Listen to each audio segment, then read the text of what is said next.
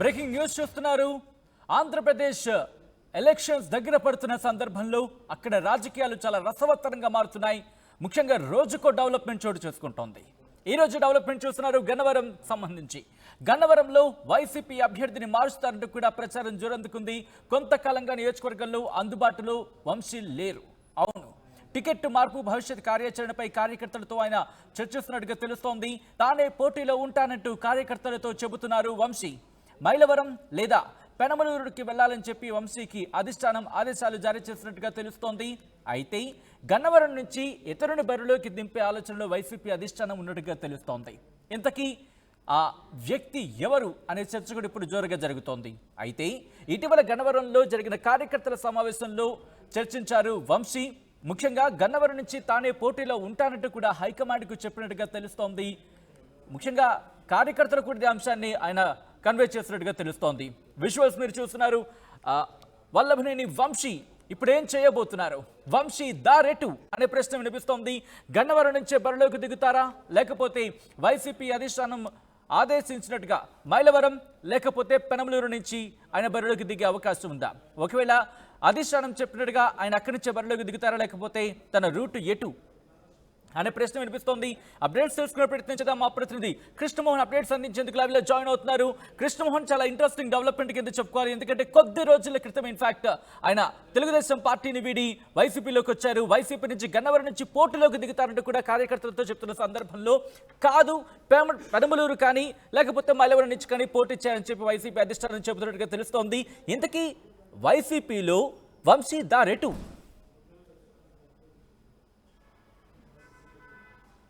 Yes Sathyan, ఓవరాల్గా కానీ చూసుకుంటే ఇప్పుడు గన్నవరం నుంచి వంశీ కృష్ణా జిల్లాకు సంబంధించిన వ్యవహారంలో ఓవరాల్గా అందరి దృష్టి గన్నవరం మీద ఇప్పుడు తాజాగా పడిన పరిస్థితి అయితే ఉంది. ఇటీవల కాలంలో కొన్ని రోజులు నియోజకవర్గానికి దూరంగా ఉన్నారు వంశీ. అయితే వారం రోజుల ముందే ఆయన నియోజకవర్గానికి చేరుకున్నారు. తర్వాత ముఖ్యమంత్రితో కూడా భేటీ అయ్యారు. ముఖ్యమంత్రితో భేటీ అయిన సమయంలో కూడా గన్నవరం వంశీకి క్లియర్గా మీరు మైలవరం నుంచి కానీ పెనమలూరు నుంచి కానీ పోటీ చేస్తే బాగుంటుంది అని చెప్పి ముఖ్యమంత్రి సూచించినట్టుగా ఒక సమాచారం అయితే ఉంది.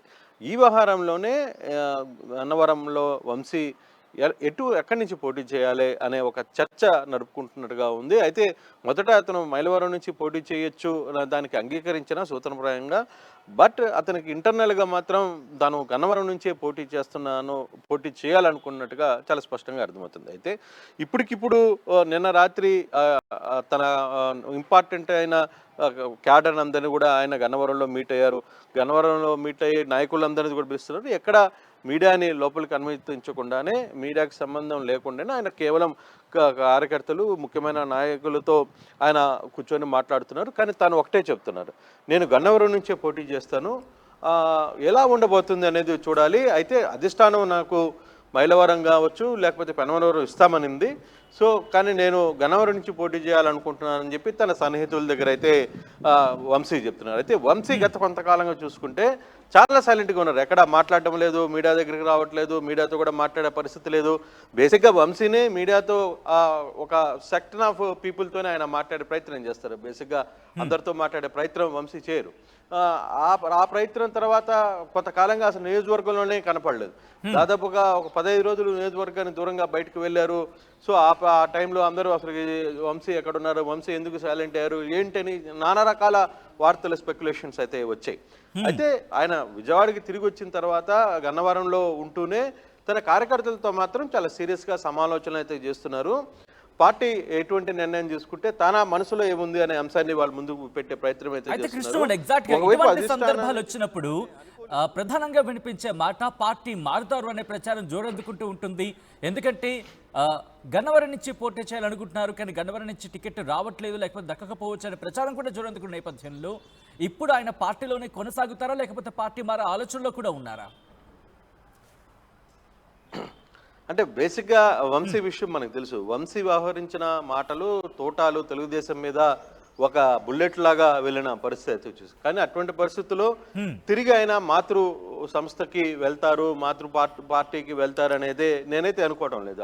అది రూల్ అవుట్ చేయాల్సిన పరిస్థితి. తెలుగుదేశంలోకి మాత్రం వంశీ వెళ్ళే ప్రసక్తి ఉండదు. మరోవైపు వాళ్ళు కూడా అతన్ని ఇన్వైట్ చేసే పరిస్థితి. ఎందుకంటే అక్కడ వాళ్ళు బహిరంగ సభలు పెట్టారు, అక్కడ వాళ్ళ అర్చన క్యాండిడేట్ని డిక్లేర్ చేశారు. సో అక్కడ పోయి లోకేష్ లాంటి వ్యక్తులు వంశీకి చాలా సీరియస్గా వార్నింగ్ ఇచ్చిన పరిస్థితి ఉంది, అంటే బహిరంగ సభల్లో. సో ఇవన్నీ ఇష్యూస్ జరిగాయి కాబట్టి వంశీ పార్టీ మారే పరిస్థితి అయితే ఉండదు. 2 ఛాన్సులు. ఒకటి, వంశీ ఒకవేళ అధిష్టానం చెప్పితే మైలవరం నుంచి అన్న పోటీ చేయాలి, లేదు గన్నవరం నుంచే ఇండిపెండెంట్గా అన్న పోటీ చేయాలి, ఒకవేళ సీటు కానీ వేరే అభ్యర్థికి కేటాయిస్తే. అయితే ఈ సమస్యలు ఉండకపోవచ్చు, ఎందుకంటే వంశీ మీద ఒక ప్రత్యేకమైన అభిమానం ముఖ్యమంత్రికి ఉంది. అట్ ది సేమ్ టైం ఒక బలమైన నేస్తం పక్కన కొడాలి నాని ఉన్నారు. వీళ్ళందరూ ముఖ్యమంత్రి దగ్గర ఒప్పించే ప్రయత్నం చివరికి చేస్తారనేది అందరూ అంటున్నారు. అందుకే తాను కాన్ఫిడెంట్గా లేదు, నేను ఖచ్చితంగా గన్నవరం నుంచి పోటీ చేస్తాను తప్పే, అవసరమైతే ఇండిపెండెంట్గా కూడా పోటీ చేస్తానని తప్పితే వేరే పార్టీలోకి పోను అని ఇంటర్నల్గా చెప్తున్న పరిస్థితి. కానీ ఇటువంటి సందర్భంలో వరకు కృష్ణమోహన్ గన్నవరం నియోజకవర్గం నుంచి ఎవరిని పోటీలోకి దింపాలనే ఆలోచన అధిష్టానం ఉంది.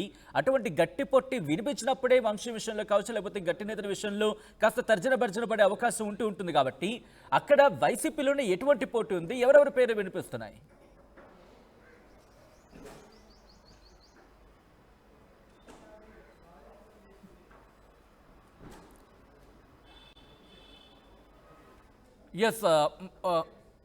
ఎస్ మరి కాసేపటి మళ్ళీ కృష్ణమోహన్ కరెక్ట్ అయ్యే ప్రయత్నం చేద్దాం.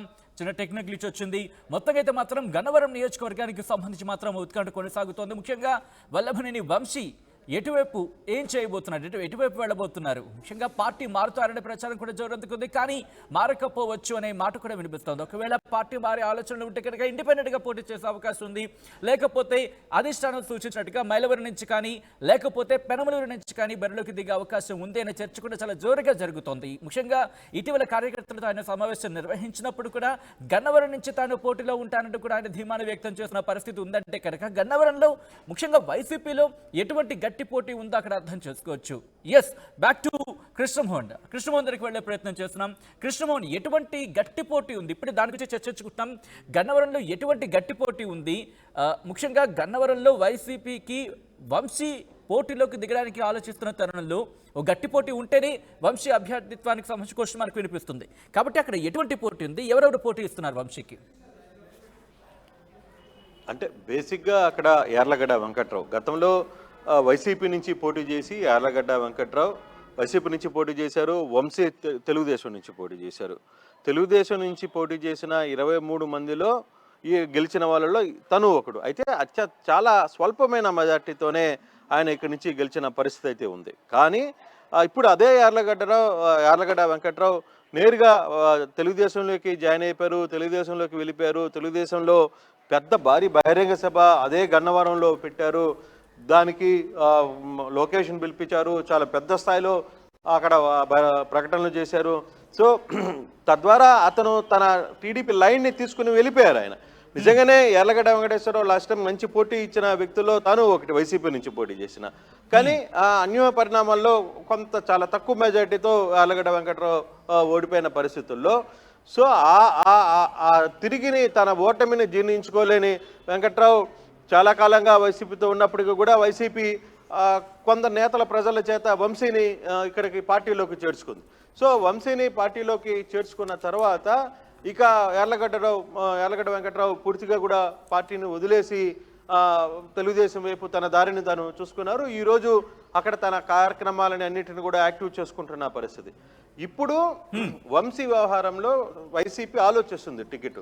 సో వంశీకి టికెట్ ప్రకటిద్దామా, లేదు వంశీని సేఫ్గా ఉండే ప్లేసెస్ మైలవరం కావచ్చు, లేకపోతే పెనమలూరు కావచ్చు, ఇక్కడికి పంపిద్దామా అని ఒక ఆలోచన అయితే ఉంది. కానీ ఇది వంశీ దాన్ని కొంచెం ప్రిస్టేజ్ ఇష్యూగా తీసుకున్నారు. ఎందుకంటే తాను ఎవరో యార్లగడ్డ వెంకట్రావు వస్తే నేను దానికి వెళ్ళిపోతున్నాను ఒక ప్రచారం జరిగితే తనకి పట్టున్న గన్నవరంలో తన ప్రాబల్యం తగ్గిపోతుంది అనే చర్చలోనే ఆయన క్లియర్గా ఒక మాట చెప్తున్నారు.